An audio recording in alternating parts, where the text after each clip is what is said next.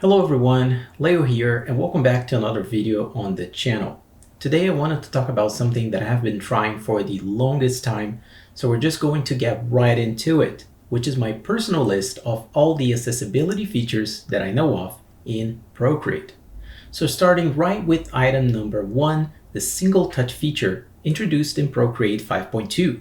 For users who have any sort of difficulties using two fingers to perform any of the following gestures on canvas, such as undo, redo, zoom, move, and fit to canvas, we can now perform all of these gestures with just one finger on the canvas. All you have to do is to first head up to the settings menu on your iPad, find or search for Procreate 5.2 on the left side tab, and under the accessibility section, turn on single touch.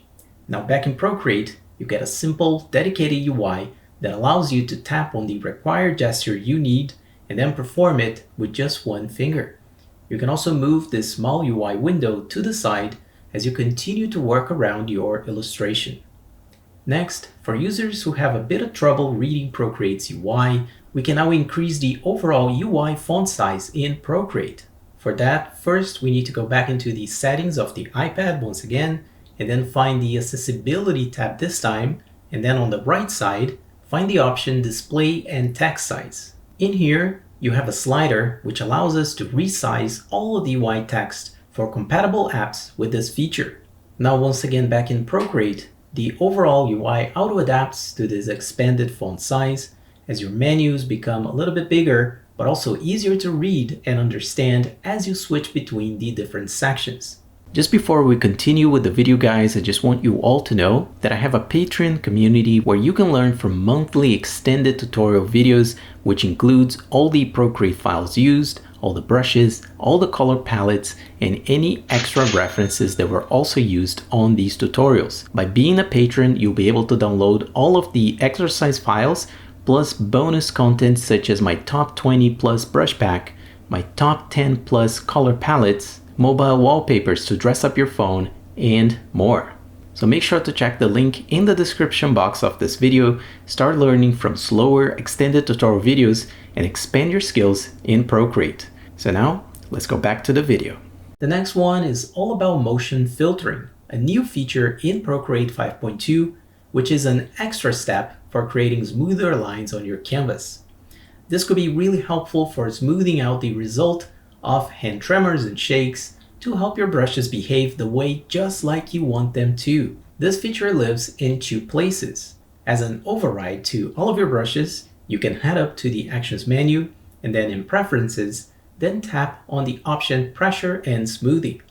Here you can set a value, for example, about 30% for stabilization and another 30% for motion filtering, and you will already feel the difference compared to your previous brush strokes. Bear in mind, of course, that setting values too high here on these two sliders will result in almost not being able to make any curves at all, so try to use an amount that can help you get smoother results without fully taking over your curves and your brush strokes. I've also made a dedicated tutorial just for this feature, which you'll be able to find here at the top right section of this video.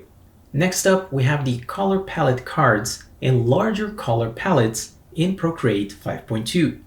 So if you're familiar with saving your colors in Procreate and saving them into color palettes, you may know that they actually live as these tiny little squares within each color palette.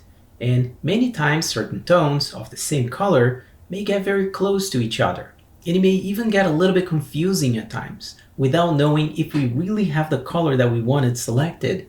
So here's an improvement to accessibility for colors here in Procreate. We can now head up to the Colors panel, then on the Color Palette subsection, let's switch the display of our palettes to Cards. Now we have each swatch in a much bigger square format, followed by their color name or description. You can name these colors to your liking, or keep them with their original names.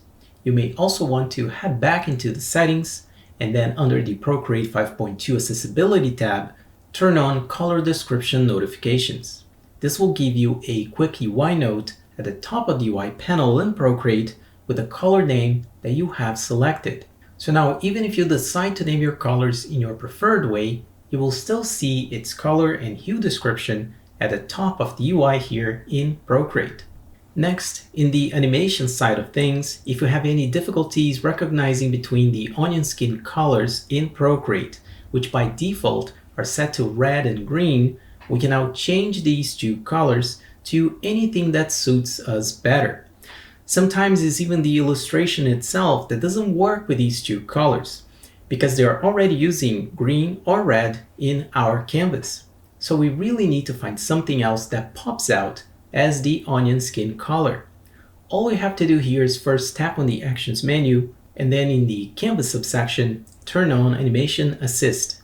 Next, let's tap on Settings, and then in this small window with our animation frame rate and playback style and other options, we now have this option, Onion Skin Colors.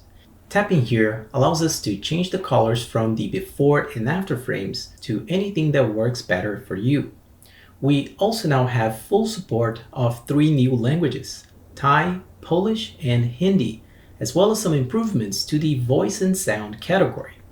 First, we now have feedback sounds, which we can enable them by going back into the settings on your iPad, then once again find Procreate, then find the option Feedback Sounds. It's a toggle that allows us to really hear when you're making a selection, when you're moving layers around, and even changing the brush size, for example. You can now also use Procreate with voiceover assistance by going back into Settings, and then in the Accessibility section, turning on the voiceover mode.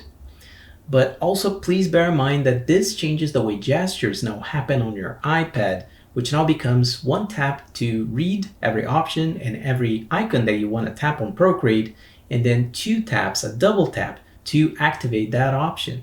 So simple things like buttons and toggles will now also require a double tap in order for you to activate them. But finally, you also can set a tap assistant setting in Procreate, which helps to recognize only the first tap on the screen and all the following taps at the same location.